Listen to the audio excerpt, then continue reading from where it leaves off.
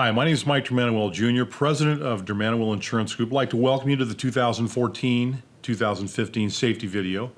And this video is about 25 to 30 minutes. It is for our church and school clients and to help they and their staffs be safe throughout the year. There's a lot of good information here. There's a lot of technical information, but there's also some humor, because we know that when you come back to school, you want to have fun. And when you're in orientation, you want to have fun. And when you see this information, you want to have fun. We have no idea whether the humor will be working well this year or not, but we had a good time presenting this information to you. There's some building blocks when it comes to safety that just can't be replaced. One of them is the concept of stewardship and what it is that we're doing with God's money throughout the year. And if you're not familiar with how workers' comp works, when you have claims, your costs go higher. And when you don't have claims, your costs stay stable or go lower. And that's why we ask you to invest this time, because the goal here is to have a completely injury-free workplace. Whether you have 30 employees or 300, it doesn't matter. It's possible to go throughout the entire year without anybody getting hurt. One of the keys to that, of course, is the quality of people that we hire. We've got to do a great job hiring throughout the organization, making sure that our staff is committed to our Christian mission. If we do that, we've already accomplished a lot of what needs to be done. You'll see familiar topics today. You'll see vignettes on slips, trips, and falls, and safe lifting, and good housekeeping, and other important aspects of remaining safe in the workplace. You'll also see some new material that you haven't seen in the past. We will also discuss specifically what to do if you get hurt. It's important for you to understand that. That is a very important process. There can be no ambiguity about how we handle that. And Matt Havens will be here later to discuss that with you. We're going to go out to Fresno Christian and People's Church today, and this is a big campus. It's complex. There's a lot of working parts. It's a great venue to talk about issues that we all may or may not face. It's not a perfect place, and they know it. Part of our job is to help them get better, just like part of our job is to help your ministry get better at what they do. So you'll see some things that may look familiar to you or may not, but all good information. I want to give a big thank you to those two organizations for being willing to help us get the message across that the safety is paramount in the course of what we do day in and day out. So I think you're going to enjoy this. You're going to meet Gabe Laurenti and Reggie Sadler, our risk management gurus, as well as Matt Havens, who handles all the claims for our workers' comp clients. Again, good information. Sit back and enjoy. I think you'll get a lot out of it. And at the end, we'll kind of wrap things up, and I wish you the best this year as you go about your job. It's important to do that in a very safe way.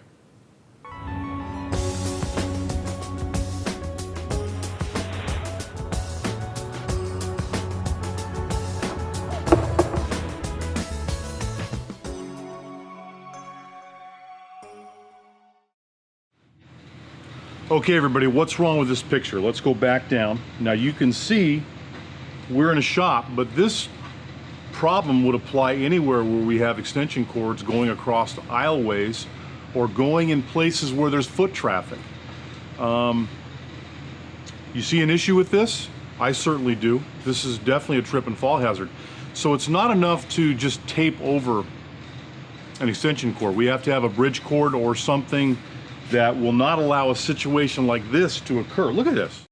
These are the kind of things you've got to pay attention to no matter what part of the campus you're on. Whether you're in an interior classroom or whether you're outdoors, it doesn't matter. It could also apply to something like a garden hose that is in a high traffic area. This is just an unnecessary hazard that is easy to correct. Really no excuses for having this here. What we have here is a blocked stairwell. As you can see, there's a lot of clutter that is blocking ways to get up the stairs, and more importantly, in an emergency situation, when we have to get down, there should never be anything in front or to the side or even on the handrails like these rubber mats to impede from somebody from getting down the stairs. All this should be totally clear. Okay, no matter what kind of campus you are on, things like this are going to happen. You're going to have tree roots, you're going to have settling, and it's tough to keep up with all of it, especially in a big place with acres and acres and acres of property. One of the reasons why we come out and do inspections every year for the Cornerstone program and for other reasons is so we can bring issues like this to your attention. This is a significant trip and fall hazard. So Gabe and Reggie, when you're out looking and when you're out inspecting for Cornerstone, what kind of recommendations would you make when you see something like this? Well, when I see an issue like this, a trip and fall hazard, we always talk about maintenance and maybe cutting the slab. But if they don't have funds for that, maybe renting a concrete shaper or grinder to even out the space. All right, so Reggie, what do you think costs more, fixing or patching this defect in the concrete, or paying for an injury for several years because we didn't do it? Definitely paying for an injury, Mike. On the note of trying to repair this, it's great to have yellow highlighted paint here to highlight the eye, but clearly it's a lot more expensive to pay for an injury. Okay, so this is the kind of thing that really you don't need Gabe or Reggie out to tell you to fix, because clearly you've got concrete and roots and things like that pushing this up. So I've just pushed this back down, but really there's got to be a fix for things like this that needs to happen even before we come out and inspect your facilities. And you're going to have that sort of thing. This campus has been here for 30 years, and these kind of conditions are going to come up. The key is not to ignore them or not to think, hey, it's not my responsibility to point them out. The key is to make sure that we do point them out and that we let our maintenance and our repair people know that this is a trip and fall hazard, and this could really imperil not only kids but staff members as well. I think it's worth it to spend just a minute talking about playground safety, because we've gone to great lengths over the years to make playgrounds themselves safer. California has strict standards about the type of playgrounds that we can even have and how they're installed, what kind of surfaces we have to have on those playgrounds. They've done a great job on that, protecting kids. But I think staff members maybe aren't getting the message. I see a lot of flip-flops, a lot of sandals, a lot of bad footwear out on these playgrounds. They will lend themselves to tripping and falling. One of the things you really got to be aware of when you're out on the playground is objects that are flying back and forth, like balls and things like that. You see what I'm saying? So you get hit in the head, you turn, you look, boom, right in the head. Or the little kids are all around you and you're not seeing them. They're holding onto your leg, they're behind you, you're walking backwards, and boom, you fall on your back. So the playground is a necessary element of Christian education, especially for the little ones. But as staff members, we got to understand that that part of the campus probably is one of the more hazardous areas that we have, even though it was designed to be safe for kids. So we're going to have to take measures with good footwear and with being aware of our surroundings to make sure we don't get hurt out there. And then last but not least, we got to make sure we're not playing games with the kids, because in all honesty, when they fall down, they can get up. And you know what happens when we fall down, right? 50-50 maybe, whether we can get up or not. So be safe out there. The playground jobs are important, but they're also among the most hazardous that we have on our campuses. Here's an example of how important it is to have one hand free whenever you're coming down the steps. It's very important to not only have that hand free, but not to have your cell phone or other devices that might distract you. Because if you're getting ready to slip and fall, you want to be able to grab onto something to brace your fall. So here we have an example of the right way to come down the stairs, where only one hand is used to carry your item and the other hand is gripped to the rail. That way, again, if you lose your balance, you have something to grab onto without falling and hitting the ground. Part of our inspection process is to look at classrooms and see what the hazards are in there, what they look like.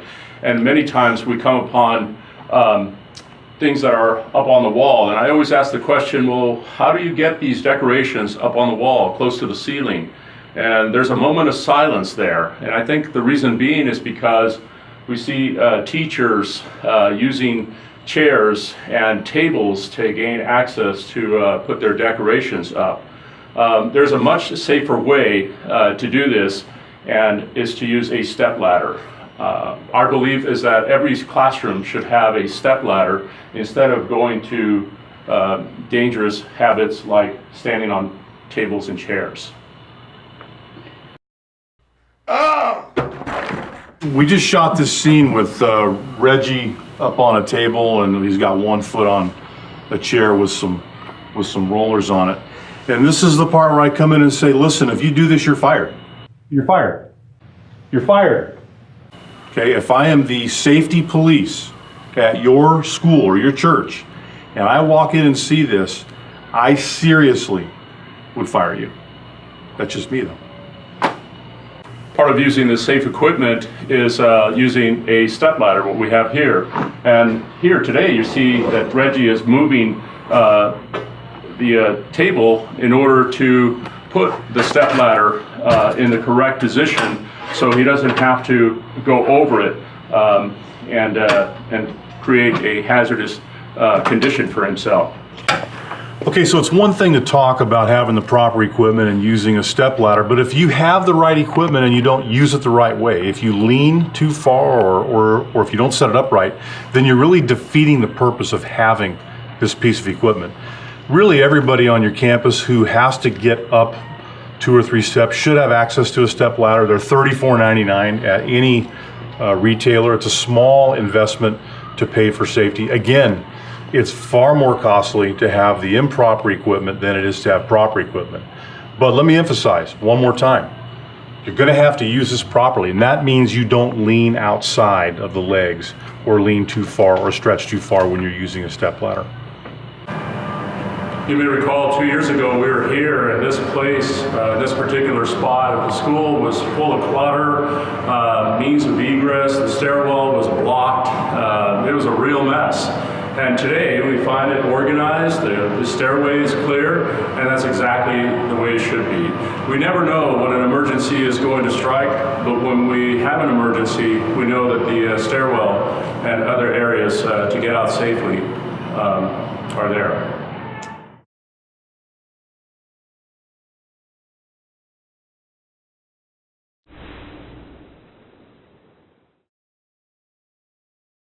Back injuries and lifting injuries are some of the most common injuries that we see. We're going to show you the right way to lift items in the classroom. Here we see Gabe getting low to the ground, bending his knees because his leg muscles are much stronger, much more powerful than his back muscles, straightening up, bringing the item close to his body, and then when he needs to twist, he moves his feet, not his spine. That's the proper way to lift so that you will not have a back injury. And this is applicable for all employees, whether you're in the classroom, in the maintenance shop, or the administration area as well. Again, one of the most common injuries we see is back injuries. Now we're going to show you one way that this happens. Gabe walks up to the item, and instead of bending his legs, he's bending his lower back, using his back like a crane. That's the wrong way to lift. That type of injury that you just saw is one of the big reasons how back injuries occur. One of the most important techniques in proper lifting is to keep your head up, because when your head is tilted down like this, it basically forces your spine to curve over. But by lifting your head up while you're lifting, that will keep your spine in that neutral position, thereby ensuring a safe lift.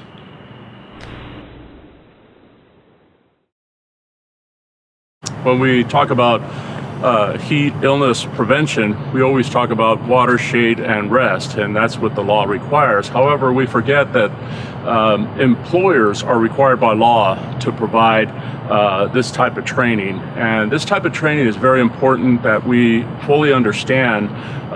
We know that it's hot, and we know that it's muggy outside, and we need to drink water, but the law it tries to enforce that issue or that point, and so we need to adhere to those ideas. So it's important to drink water. And how often do we drink water? Well, we're trying to drink water every 15 minutes. And if we have a heat illness symptoms like headache or nausea, dizziness, that sort of thing, then we need to immediately tell our supervisors of those symptoms so something can be done. I always tell people, hey, think of your body as a radiator. If your radiator gets hot and you lose water and you don't replenish that, then what happens is you start to break down. And so in order not to break down or not to get to that issue, you need to drink water on a regular basis every 15 minutes. What you're trying to prevent is heat exhaustion, and the most important is heat stroke. When you suffer from heat stroke, that is an immediate type of an emergency. It has to be taken care of right now. That person needs to be taken away from the heat, strip their clothes off, fan them as quickly as possible, adding water if the person is conscious, putting ice under their armpits or in their groin area, and calling 911. That is a life-threatening emergency, and we need to take care of it immediately. Safety Cops is filmed on location with the men and women of safety enforcement. All subjects are innocent until proven guilty by human resources. In some of the worst places, we're having to put in safety officers, safety cops. And so I'm here today to just kind of show you what that looks like. It's very disturbing. I never thought it would come to this. 523? 523, first one here.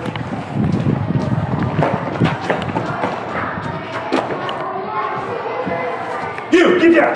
Get down! No. Get on the ground! Oh, I'm sorry. Up on a table, you're fired. Get her out of here.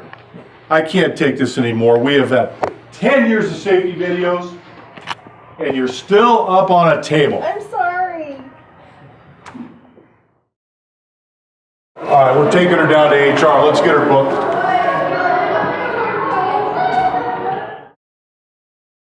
Okay, you've seen before the tremendous benefits of having safety police on your campus. Now, one of the time-honored techniques I use, and I train people to do this all the time, hide behind a tree, turn a shrub.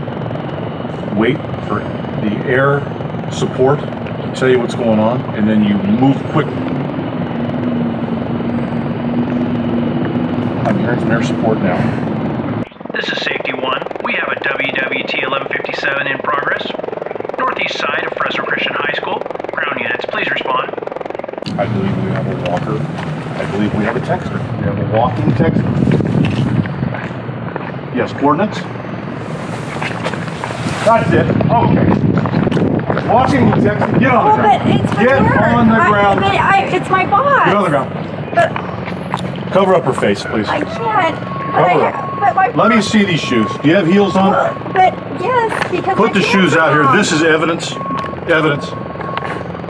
We have walking, texting. That's it. Stand up. Stand up. Okay, turn that off, please. We have some things we got to do here. Okay, hands behind your back. All right, let's go to HR. Come on, let's go. We're going to HR.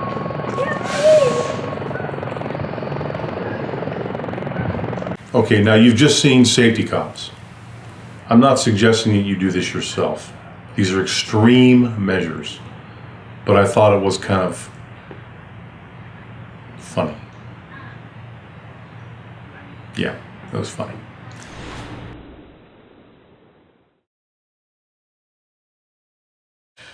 Hi, I'm Matt Havens. I'm the Workers' Compensation Claims Advocate at Dermanuel Insurance Group. I'd like to talk to you about some claims topics to help improve your workers' compensation program. The first of which is the importance of immediate reporting of a work-related injury. Advise your immediate supervisor or safety manager as soon as possible. A person hurt at work needs to follow their doctor's instructions, follow up with their medical appointments, take their medications, get the diagnostic studies done that are being requested. If a minor injury is sustained, one that you don't believe treatment will be necessary past the first visit, California law does allow an employer to handle that as a first aid claim. And what that means, the employer can pay the medical provider directly for services rendered for that minor injury. Now, there are some types of injuries that are not first aid by definition. That would be a back strain or a laceration that required sutures, or any time your medical provider recommends or provides a prescription for prescription medications. If an employee has sustained a serious injury that requires hospitalization more than 24 hours for treatment, or death, or serious disfigurement, or even a severe burn, Cal OSHA requires that you notify them within 8 hours of that incident. Now, there is a penalty for not advising them within that 8 hours, and that's $5,000. So because of that penalty, my suggestion is to report anything that you feel may fall under and within these guidelines. Cornerstone members have done a fantastic job in bringing injured employees back to light duty or modified duty, and I encourage you to continue to do so. That not only reduces the cost of a claim, but studies have found that it also decreases the time it takes for an injury to heal. If you have any questions regarding OSHA reportables, first aid claims, or any other circumstances that arise, please don't hesitate to give me a call. You know, I like to take a look at case studies. Josh Wildman, good kid, youth pastor, extreme skateboarder, likes to play sports with the kids, all good stuff. But you know, Josh didn't understand what he was putting himself at risk in doing these activities, and so he hurt himself. He tore his Achilles tendon. Josh is no longer with us for that reason. Very difficult for me to talk about. Then there's Bobby Paradise, one of the finest baseball coaches on the West Coast. You know, in his day, he was something special. It just never dawned on him that maybe he was washed up. It never dawned on him to not throw batting practice until that day, when he threw his rotator cuff completely out and had to have surgery. Yeah, Bobby's been terminated too. It's a shame. Otis Buckshank. What a guy. Salt of the earth. Could fix anything. I mean, this guy, you know, he lived to get up on the roof. He lived to rewire motors. But one day, while using the table saw, he didn't put those safety glasses on. Boom! Career was over. Buckshank. They broke the mold with that guy. He's been terminated too. Then there's the tragic story of Katie Winkle, one of our best teachers. But Katie, you know, as good as she was in the classroom, she wasn't very good at following directions. And that one time she got up on the table. It was a dedicated move. She was putting a map of Chechnya up because our kids need to know about Chechnya. And the table collapsed, broke her ankle. That was it, terminated, done. Then there's Clara Meek, and you know, Clara, we always had doubts about Clara, whether that was the right hire. Secretary, pretty good at her job, but she apparently worked through a lot of pain at that workstation and wound up with carpal tunnel syndrome. Never told a soul. She's not terminated, but she is in rehab right now. Clara could be on the bubble with us. But you have to understand, there are Clara Meeks out there everywhere. You gotta beware.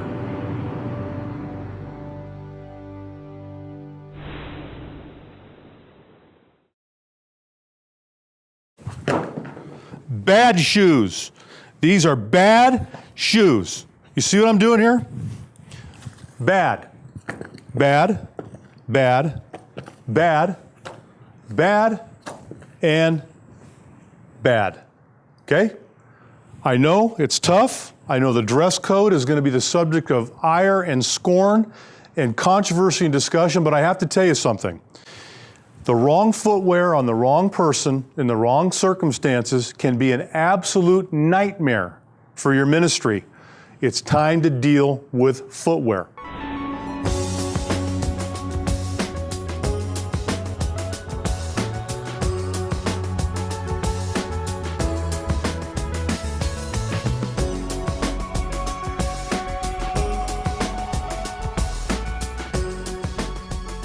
Okay, one of our top 4 ways to avoid getting injured is to simply avoid sports and avoid horseplay. Now, the sports example applies to coaches. The horseplay example applies primarily to youth pastors. But as you see in the video, a soccer coach out doing a full-speed demonstration of a technique just blew her Achilles tendon. Every year we have 4 to 6 of these, 4 to 6 ACLs, 4 to 6 rotator cuffs. And a lot of our coaches in our schools are stipended. They're not full-time. They may not even be watching this video right now. Coaches should not be allowed to do full impact, full speed demonstration. The 8 words that send shivers up my spine, let me show you how to do that. No, if you're going to show somebody how to do something in sports, you've got to do it in slow motion. Now, the other thing that we want to do is we want to really monitor our youth programs. Our youth pastors are out there doing all kinds of crazy stuff. They're the least likely to care about safety or risk management, generally. It's probably the furthest thing from their mind. So they're involved in all kinds of extreme activities as well. But it even goes beyond sports and youth activities. It goes out to that teacher that just innocently goes to kick a ball. Maybe it's the only time they've done that in 30 years on the playground, and yet that one time they get hurt. So horseplay, sports, playground, all hazardous places, all places where we need to really work to avoid getting hurt.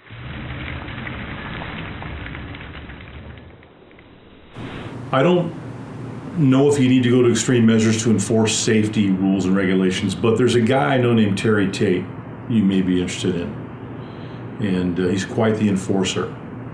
Take a look. Hey, buddy. Some people said I was crazy when I brought Terry on board, but I'm a firm proponent of paradigm breaking, outside the box thinking. I am an enforcer, man. Don't nothing go down in my house. It's 100% hard, baby. Sure, I jack a few fools. I give them the pain. But sometimes it's about intimidation, you know. It's mind games. Get ready for the pain, woman. The pain train is coming. Of course, the office environment is, in fact, a violent world, and injuries do occur. To be honest, I wish I had 10 Terry Tates on Team Felcher. I just do my job, man. I do what my God-given abilities allow me to do, and I thank Jesus Christ for it every single day. Now, I don't think it has to come to that necessarily. If everybody just does their job, then it won't be necessary for us to send Terry Tate your way. But remember, these are the outer limits of what could happen.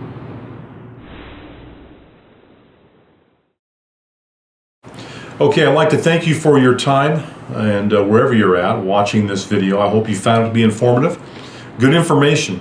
One of the easiest things that there is to do in the workplace is to not get hurt. But to do that, you've got to know why people do get hurt traditionally. I think we've conveyed that information today. I think we've given you good illustrations of what is realistically what the conditions are out there when you're in a church and or a school. And I think now you also have a reinforced knowledge about what to do if you are hurt. As always, if you need any help with risk management, if you have any questions, if you want a live safety meeting, if you want us to work with your maintenance staff or any other part of your staff, you can get a hold of us here at Dermaniwell Insurance Group. Go to our website, www.dmig.com. get a hold of Gabe or Reggie, and we'll be sure to come out and give you that assistance that you need. Thank you for watching.